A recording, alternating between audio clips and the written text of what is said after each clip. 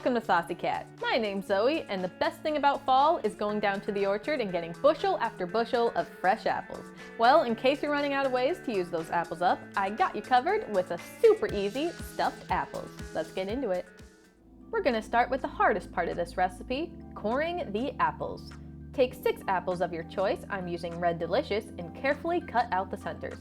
An apple corer would be a great purchase right about now. Grab a baking dish just large enough for all your apples and place them in right side up. Now grab a food processor and add some almonds. Buy crushed almonds if you want to skip this step. Chop up those almonds until they are somewhat fine and set aside. Add some walnuts to the processor and give them a chop as well. The reason I chop these nuts separately is because the walnuts are a lot softer than the almonds, and I didn't want to end up with a bowl of almonds mixed with walnut dust. Take the chopped nuts and begin filling the centers of the apples. Save about a tablespoon of the nut mixture for now. Now in a bowl, microwave a good old hunk of vegan butter. Once that's melted down, add some brown sugar and mix until combined. Spice it up with some cinnamon and nutmeg.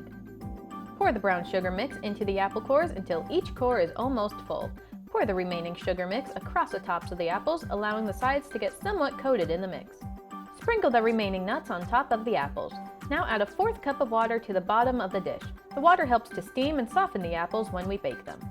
Put the apples into a 350-degree oven for 1 hour or until the apples are soft and tender. Beware, it's gonna smell good.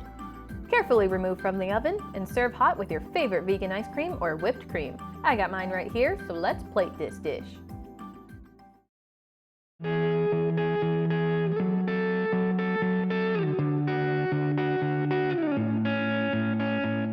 And of course, I'm eating ice cream with a fork, as one does.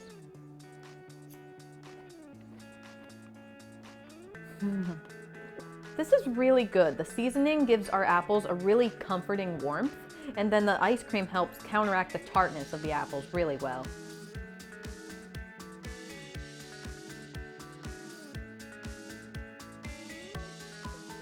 Well, that does it for today. Let me know what your favorite apple recipes are down in the comments. Like and subscribe so you don't miss any future dishes. Thanks so much for watching, and I'll see you next time on Saucy Cat.